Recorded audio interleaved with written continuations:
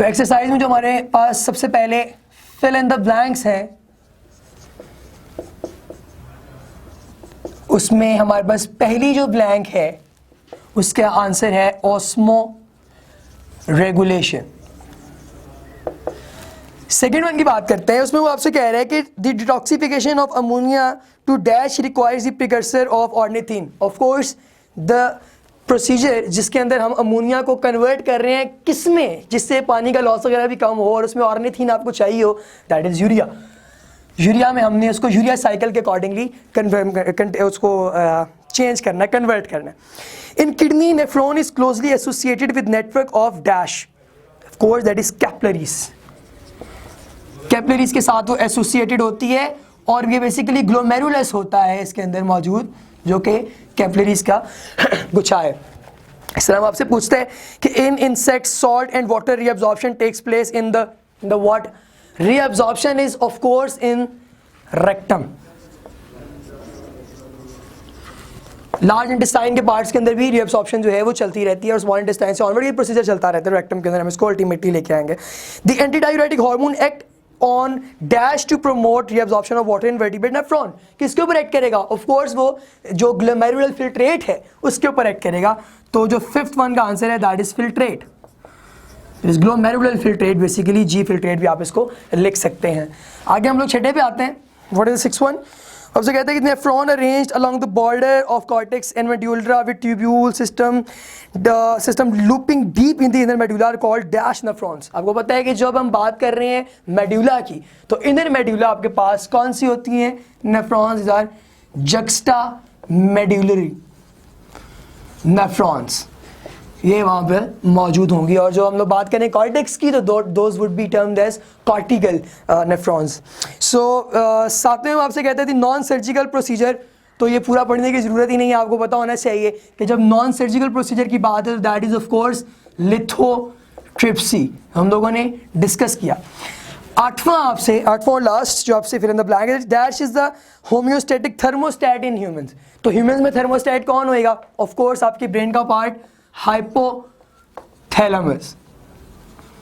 तो ये हमारे पास है वो 8 आपके हैं फिल इन द ब्लैंक्स। इसके बाद हम लोग आगे आते हैं तो हमारे पास हैं MCQs मल्टीपल चॉइस क्वेश्चन। तो आपसे पहला पूछते थे protection of an internal environment from the harms of fluctuation is the definition of which of the following. जो डेफिनेशन उसने आपको दी है वो आपसे पूछता है कि डेफिनेशन ये मंदरजा झैल में से किसकी है, तो ये आप लोगों ने उसको आंसर देना है। तो हम लोग अगर बात करें MCQs की, तो MCQs में आपके पास जो पहला MCQ है वो डेफिनेशन, और वो डेफिनेशन किसकी है? That is of course the definition of our chapters name homeostasis. तो फर्स्ट वन का जो आंसर है that is fourth one, D, 4 और D हम इसको लिख सकते हैं। सेकंड में वो आपसे क्या पूछ रहा है? वो कहता है कि the category of the plants that has adaptation of small and thick leaves to limit water loss are called, किस में होंगे थिक? ऑफ कोर्स ज़ीरोफाइट्स के अंदर, तो that would B B।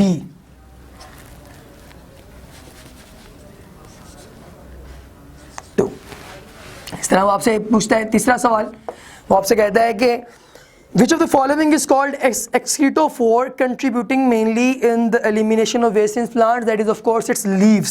So the answer is C3.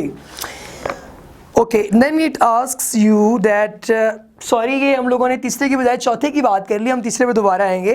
The environment where the animals produce large volume diluted urine, large amount जब पैदा होगी diluted urine की, तो that would be hypotonic environment. तो तीसरे का हमारे पास जो आंसर है दैट इज 1। चौथे का जो हमारे पास आंसर है, जो हमने भी थोड़ी देर पहले बात की, वो लीव्स है, दैट इज थर्ड वन।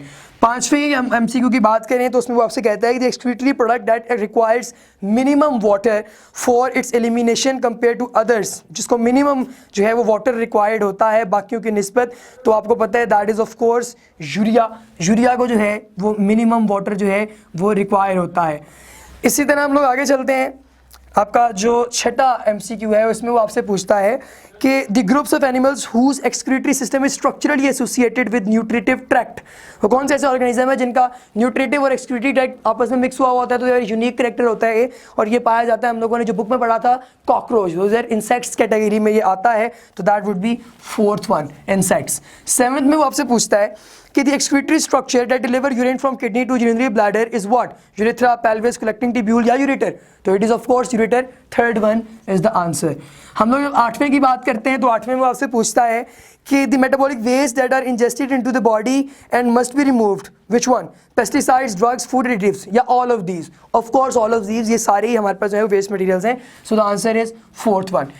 9वें में आपसे पूछता है कि which of the following is not endotherm. Endotherm कौन सा नहीं है? बर्ड है, फ्लाइंग इंसेक्ट्स हैं, एम्फीबियन है, ये मैमल्स हैं।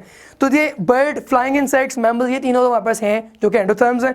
जो नहीं है वो एम्फीबियन है ऑफ कोर्स, तो that would be B, amphibian, यानी सेकंड वन। तो इसके अलावा हमारे पास एक और है, ये लास्ट वन एक और है 10वां। मैं आपसे पूछता है name the type of adaptations from the following that is responsible for shivering thermogenesis. Shivering thermogenesis किसकी वजह से होगी, से ये पूछ रहा है, तो that is of course physiological.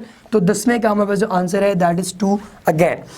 अच्छा, अब हमारे पास ना कुछ शॉर्ट क्वेश्चंस हैं, हम लोग वो भी देख लेते हैं। वो कहता है कि differentiate between osmo conformers and osmo regulators. हम लोगों ने डिस्कस किया था कि ऑस्मो कन्फॉर्मर्स वो होते हैं जो अपनी बॉडी के अंदर जो बॉडी का वाटर लेवल और आयनिक लेवल है, जो सॉल्ट्स का कॉन्सेंट्रेशन है, उसको बरकरार रखते हैं, और जो रेगुलेटर्स होते हैं वो बरकरार नहीं रखते बल्कि वो लगातार तब्दील करते हैं। एनहाइड्रोबायोसिस इज एन एग्जाम्पल। एनहाइड्रोबायोसिस बेसिकली वो पर्टिकुलर करेक्टर किसी ऑर्गेनिज्म का जिससे वो आपके आउटर एटमॉस्फेयर के अंदर जो है वो डिहाइड्रेशन जो है ना होने दे, लॉस ना होने दे। और इस तरह मैं आपसे कह दिया अगर हो रहा है तो उसकी वास्ट जो कंडीशंस, जो उसकी वास्ट मतलब जो रेंजेस हैं उनको वो टॉलरेट कर सके एक्सटर्नल एनवायरनमेंट की। कहते filtration takes place only at glomerular part of nephron and nowhere else. तो ये इसलिए होता है बिकॉज वहाँ पे आपके पास ब्लड कैपिलरीज हैं वो बड़ी डेंस होती हैं, बहुत ज़्यादा पाई जाती हैं, दैट्स वाई वहाँ पे जो है वो इसकी फिल्ट्रेशन जो है वो होती है। कहते हैं mention 2 metabolic altered states that generally 70% cause kidney stone formation. तो that is of course calcium oxalate जो है वो 70% कंट्रीब्यूट करती है in the kidney stone. What is renal failure? The total loss of functioning of your kidneys is termed as renal failure। और nephron की भी हम बात कर सकते हैं क्योंकि nephron is the base unit of kidney. Account 1 each main adaptation to plant in high and low temperature. हम लोगों ने डिस्कस किया था एक हीट शॉक प्रोटीन जो हम लोग वार्म टेम्परेचर के वाले से बात करेंगे, और दूसरी हमारे पास जो लो टेम्परेचर में है that is the formation of fatty acid layer, ताकि वो एक्सटर्नल एनवायरनमेंट से बच सके। आगे लॉन्ग क्वेश्चंस जो हैं, discuss name of excretory products, ये एसोसिएशन ऑफ वाटर अवेलेबिलिटी, ये किताब में से आपको मिलेगा, अपने इसको सर्च करना है, ये आपका होमवर्क है। देन आपसे account the excretory system in earthworm given है, हमने डिस्कस किया है, आप पढ़ेंगे इसे। Highlight the role of liver as an excretory organ. Liver is very important long question, आपने इसको डिस्कस करना है, इसका इंट्रोडक्शन, इसकी डेफिनेशन, इसकी सिक्रीशंस, इसके फंक्शंस वगैरह सारा कुछ। देन आपसे पूछता है कि लेबल डायग्राम बनाए नेफ्रॉन की विद ब्लड सप्लाई, हमने डिस्कस किया हुआ है। तो आपने नेफ्रॉन की डायग्राम बनानी है, उसकी लूप्स बनानी है, उसके पार्ट्स मेंशन करने हैं, उनकी फंक्शनिंग आपने मेंशन करनी है। Describe thermoregulatory strategies in mammals including human in cold temperature. तो जो स्ट्रेटजीज हैं बेसिकली वो आप लोगों को पता है, हमने थोड़ी देर पहले जो है वो डिस्कस की थी, हमारे जो लेक्चर हुआ था पहले, तो उसमें आप लोगों ने उसको अकाउंट करना है। आप लोग लेक्चर के अकॉर्डिंग भी लिख सकते हैं और आप लोग किताब से भी याद करके लिखेंगे तो और अच्छे नंबर आपके आएंगे।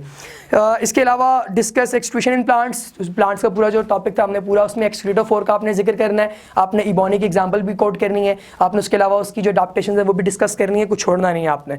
और kidney problems with their cures, तो किडनी प्रॉब्लम्स का आप लोगों को पता होना चाहिए। किडनी प्रॉब्लम्स आप लोगों ने डिटेल में डिस्कस करनी है, कोई चीज़ आप लोगों ने छोड़नी नहीं है। Lithotripsy, kidney stone, renal failure, transplant, dialysis, each and everything must be mentioned here. So ये आप लोगों को आना चाहिए। So this was homeostasis. If you have any kind of question, you can mail us. Thank you so much, ladies and gentlemen.